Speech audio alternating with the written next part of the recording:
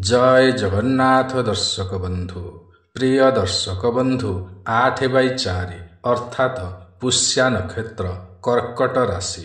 यही राशि अधिपति ग्रह हेउछन्ति चंद्रदेव एवं नक्षत्रर अधिपति हेउछन्ति शनिदेव।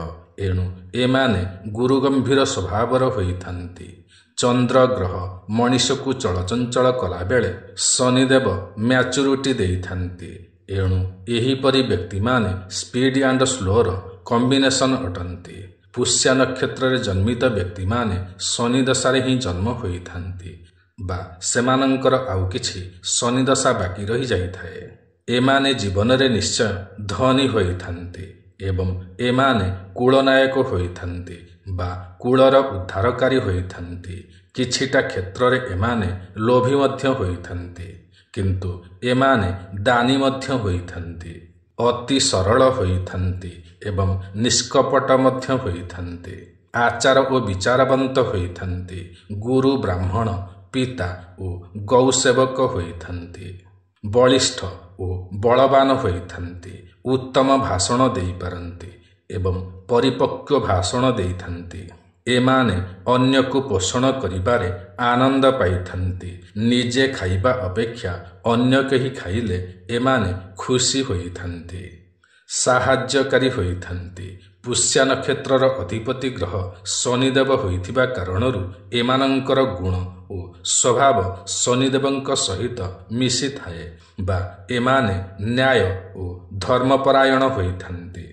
निजे न्याय और धर्म मार्ग रे जिबाकू पसंद करिथान्ति एवं अन्य माने एही मार्ग रे जिबा पई मध्य आशा करिथान्ति। एमानंकर जीवन दुग्ध और अमृत परि पूर्ण होइथाए। एणु एमाने विश्व पोषणकारी होइथान्ति एवं विश्व कल्याण एमानंकर चिंता होइथाए। एमाने विश्व कल्याणकारी होइथान्ति। एमाने समाजर कल्याण चिंताकारी होइथान्ति।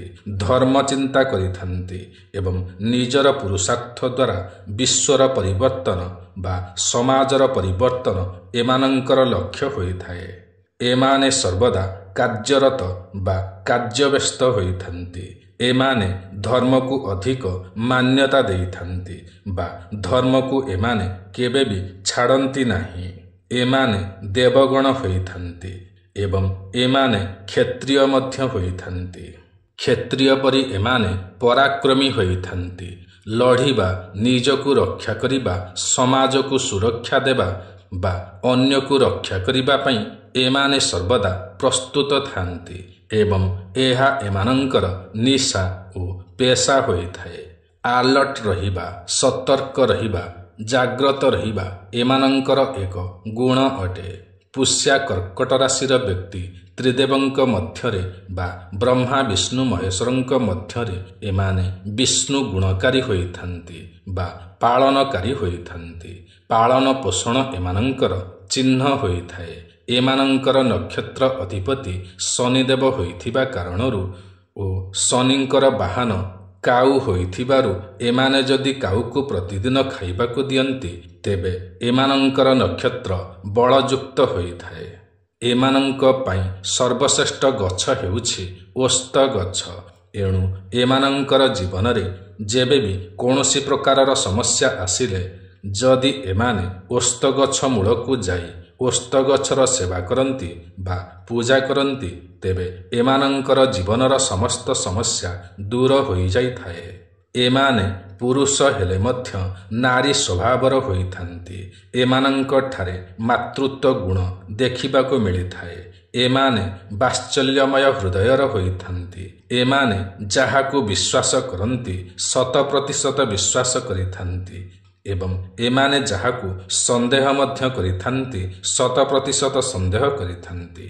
एमानंकु जिए खुशी करि पारंती सेमानंक पई एमाने प्राण देबा पई मध्य पछांती नाही एवं जिए शत्रु होई सामना को आसीथान्ति सेमानंकु बा शत्रु मानंकु दमन करिबार कला और कौशल एमानंकु बहुत भल भाबरे जଣା थाए। एमाने सरल विश्वासी होइथान्ति। काहारी कथा को टाली पारंती नाही। केही किछि काम बताइले एमाने करि दियंती। मना करि पारंती नाही। केबे केबे एमाने भकुआ बनी जाती तो କେବେ କେବେ ଏମାନେ ଅନ୍ୟକୁ ମଧ୍ୟ ଭକୁଆ ବନାଇଥାନ୍ତି। ଏମାନଙ୍କର ବିଚାର ସର୍ବଦା ବଦଳି ଯାଇଥାଏ। ବେଳେବେଳେ ଏମାନେ ଅତ୍ୟଧିକ ଚିନ୍ତାବ୍ୟସ୍ତ ହୋଇପଡ଼ନ୍ତି। ଏମାନେ କମ୍ ଶିକ୍ଷିତ ହେଲେ ମଧ୍ୟ ଉଚ୍ଚ ଶିକ୍ଷିତମାନଙ୍କୁ ଶିକ୍ଷା ଓ କର୍ମ ଦେଇପାରନ୍ତି। ଏମାନେ ବହୁତ ଜ୍ଞାନୀ ହୋଇଥାନ୍ତି, କିନ୍ତୁ ବଣମଲ୍ଲି ବଣରେ ଫୁଟି ମଉଳିଗଲା ପରି ଏମାନେ ବିକଶିତ ହୋଇପାରନ୍ତି ନାହିଁ ଏବଂ ଏମାନଙ୍କୁ କେହି ବିକଶିତ କରିପାରନ୍ତି ନାହିଁ। ଏମାନେ ସମସ୍ତ ଜ୍ଞାନ ପୂର୍ବଜନ୍ମରୁ ନେଇକି ହିଁ ଆସିଥାନ୍ତି। ଟ୍ରେଡିସନକୁ ଏମାନେ ବହୁତ ମାନ୍ୟତା ଦେଇଥାନ୍ତି ଏବଂ ଡିସିପ୍ଲିନରେ ରହିବା ବା ମର୍ଯ୍ୟାଦା ଭିତରେ ରହିବାକୁ ଏମାନେ ପସନ୍ଦ କରିଥାନ୍ତି। ଏମାନେ ଅନ୍ୟର ମନ କଥାକୁ ଅତି ସହଜରେ ବୁଝିପାରନ୍ତି। କିଏ ଏମାନଙ୍କ ପାଇଁ ଭଲ ଚିନ୍ତା କରୁଛି କି ଖରାପ ଚିନ୍ତା କରୁଛି, କିନ୍ତୁ ଏମାନେ କାହାରିକୁ କିଛି ଭରସିକି କହିପାରନ୍ତି ନାହିଁ। କାଳେ କିଏ କ'ଣ ଭାବିବ, ଏହି ମର୍ଯ୍ୟାଦା ଭିତରେ ରହିଯାଆନ୍ତି। ଏମାନେ ଯେତିକି ସିମ୍ପଲ ହୋଇଥାନ୍ତି ସେତିକି ରେସ୍ପନ୍ସିବୁଲ ହୋଇଥାନ୍ତି। କୌଣସି ବି କଥାକୁ ଏମାନେ ହାଲୁକାରେ ନିଅନ୍ତି ନାହିଁ। ବହୁତ ସଚ୍ଚୋଟ ହୋଇଥାନ୍ତି। ଅନ୍ୟାୟ ଆଡ଼କୁ ଯିବାକୁ ପସନ୍ଦ କରନ୍ତି ନାହିଁ ଏବଂ ଅନ୍ୟାୟକୁ ମଧ୍ୟ ସହିପାରନ୍ତି ନାହିଁ। ସବୁବେଳେ ଅନ୍ୟର ଭଲ ଚିନ୍ତା ଓ ମଙ୍ଗଳ ଚିନ୍ତା କରିଥାନ୍ତି। କେହି ଏମାନଙ୍କର କିଛି କ୍ଷତି କଲେ ଏମାନେ ସହଜରେ ତାଙ୍କୁ ଛାଡ଼ନ୍ତି ନାହିଁ। ପ୍ରାୟତଃ ଜୀବନରେ ଏମାନେ ଧୋକା ଖାଇଥାନ୍ତି। ଧୋକା ଖାଇଲେ ମଧ୍ୟ ଏମାନେ ନିଜର ଗୁଣ, ସ୍ୱଭାବ ଓ ସେବାକୁ ତ୍ୟାଗ କରିପାରନ୍ତି ନାହିଁ। ଏମାନେ ଭଲ ଅଭିନୟ ମଧ୍ୟ କରିପାରନ୍ତି। କଳା ସଂସ୍କୃତି ପ୍ରିୟ ହୋଇଥାନ୍ତି। ପରିବାରରେ ଏମାନେ ଭଲ ଲିଡରସିପ୍ କରିପାରନ୍ତି। ପରିବାର ପ୍ରତି ଧ୍ୟାନ ରଖିଥାନ୍ତି। ପରିବାରର ଭଲ ଯତ୍ନ ନେଇପାରନ୍ତି। ଇମୋସନ ଓ ପ୍ରାକ୍ଟିକାଲି ଏହି ଦୁଇଟି ମିଶ୍ରିତ ଗୁଣ ଏମାନଙ୍କ ପାଖରେ ରହିଥାଏ। ପୁଷ୍ୟା କର୍କଟ ରାଶିର କନ୍ୟାମାନେ ଅତି ସୁନ୍ଦର ହୋଇଥାନ୍ତି। ସ୍ୱାମୀଙ୍କ ପ୍ରତି ବହୁତ ଡେଡିକେଟେଡ୍ ହୋଇଥାନ୍ତି। ଏମାନଙ୍କ ଉପରେ ପରିବାରର ଓ ସମାଜର ବୋଝ ରହିଥାଏ। ପିଲାଦିନରୁ ଏମାନେ ଏହାକୁ ଗ୍ରହଣ କରିନେଇଥାନ୍ତି। ଭଗବାନଙ୍କ ପ୍ରତି ଆସ୍ଥା ଓ ବିଶ୍ୱାସ ବହୁତ ରହିଥାଏ। ଅନ୍ୟମାନଙ୍କୁ ସାହାଯ୍ୟ କରିବା, ଅନ୍ୟମାନଙ୍କର ହିତ ସାଧନ କରିବା ଏମାନଙ୍କର ଲକ୍ଷ୍ୟ ହୋଇଥାଏ। ଏମାନଙ୍କ ପାଖରେ ଏକ୍ସପିରିଏନ୍ସ ବା ଅଭିଜ୍ଞତା ଅଧିକ ରହିଥାଏ, କିନ୍ତୁ ନିଜର ମନର ଭାବନା କାହାରି ଆଗରେ ପ୍ରକାଶ କରନ୍ତି ନାହିଁ। ଏଥିପାଇଁ ଏମାନଙ୍କଠାରେ ମସ୍ତିଷ୍କ ବିକୃତି ଦେଖିବାକୁ ମିଳିଥାଏ। ଏମାନେ ଅତି ଭାବପ୍ରବଣ ଯୁକ୍ତ ହୋଇଥାନ୍ତି। ଏମାନଙ୍କର 4ଟି ଚରଣ ହୋଇଥାଏ: ରବି, ଚନ୍ଦ୍ର, ଗୁରୁ ଓ ଶୁକ୍ର। ଏମାନଙ୍କର ଦେବତା ମହାଗଣପତି ହୋଇଥାନ୍ତି। ଏମାନେ ଚତୁଷ୍ପଦୀ ହୋଇଥାନ୍ତି। ଚନ୍ଦ୍ରକ୍ଷେତ୍ରୀ ହୋଇଥାନ୍ତି। ଦେବଗଣ ହୋଇଥାନ୍ତି। ଗଜ କପଳ ହୋଇଥାନ୍ତି ବା ଏମାନଙ୍କର ମୁଣ୍ଡଟି ହାତୀ ମୁଣ୍ଡ ସଦୃଶ ହୋଇଥାଏ। ଏମାନେ ଗୌରବର୍ଣ୍ଣ ହୋଇଥାନ୍ତି। କପାଳରେ ଏମାନଙ୍କର 5ଟି ରେଖା ରହିଥାଏ। ଏମାନେ ବହୁତ ଦୟାଶୀଳ ହୋଇଥାନ୍ତି। ରାଜ୍ୟ ପୂଜ୍ୟ ହୋଇଥାନ୍ତି। ମାନ ସମ୍ମାନ ପ୍ରାପ୍ତିଯୁକ୍ତ ହୋଇଥାନ୍ତି ଏବଂ ଉତ୍ତମ ଦ୍ରବ୍ୟପ୍ରିୟ ହୋଇଥାନ୍ତି। କିନ୍ତୁ ଏମାନଙ୍କର ଜୀବନରେ କ୍ଲେଶ ବା ଦୁଃଖ କଷ୍ଟ ରହିଥାଏ। ଏମାନଙ୍କର ଶରୀର ନରମ ଶରୀର ଯୁକ୍ତ ହୋଇଥାଏ। ଏମାନେ ଦେବତା ପୂଜନରେ ବିଶ୍ୱାସ କରିଥାନ୍ତି। ନାରୀ ପ୍ରିୟ ହୋଇଥାନ୍ତି। ରତି ପ୍ରିୟ ହୋଇଥାନ୍ତି। ଏମାନଙ୍କ ହସ୍ତରେ ମତ୍ସ୍ୟରେଖା ରହିଥାଏ। ଜନତାମାନଙ୍କର ଏମାନେ ଅତି ପ୍ରିୟ ହୋଇଥାନ୍ତି। ଜନପ୍ରିୟ ହୋଇଥାନ୍ତି। ଅତ୍ୟନ୍ତ ତେଜବନ୍ତ ହୋଇଥାନ୍ତି। ଏମାନେ 1ରୁ ଅଧିକ ସ୍ତ୍ରୀଯୁକ୍ତ ହୋଇଥାନ୍ତି। ଏମାନଙ୍କର ଚକ୍ଷୁ ରୋଗ ରହିଥାଏ। ଏମାନେ ଭିତରେ କ୍ରୋଧିତ ଥାନ୍ତି, କିନ୍ତୁ ବାହାରକୁ ଜଣାପଡ଼ନ୍ତି ନାହିଁ।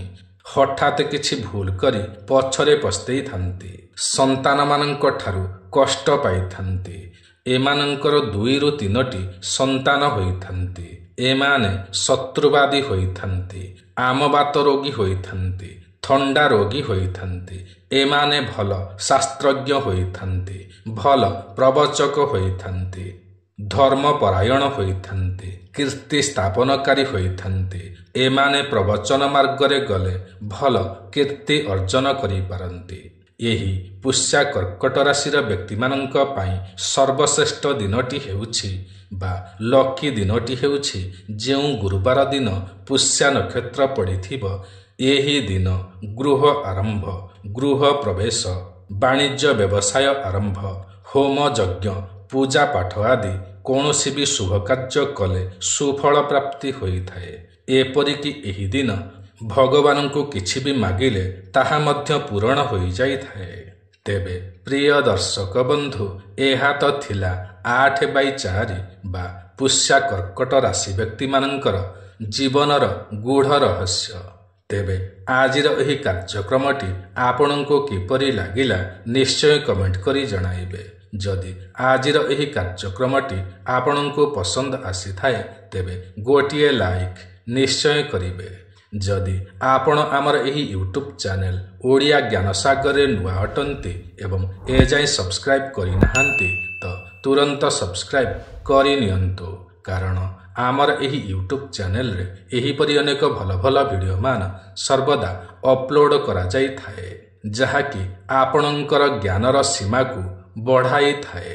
ତେବେ ଆଜି ପାଇଁ ଏତିକି। ପୁଣି ଦେଖା ହେବ ଆସନ୍ତା ନୂଆ ଏକ କାର୍ଯ୍ୟକ୍ରମରେ। ସେ ପର୍ଯ୍ୟନ୍ତ ଆମକୁ ବିଦାୟ ଦିଅନ୍ତୁ। ଜୟ ଜଗନ୍ନାଥ ଦର୍ଶକ ବନ୍ଧୁ।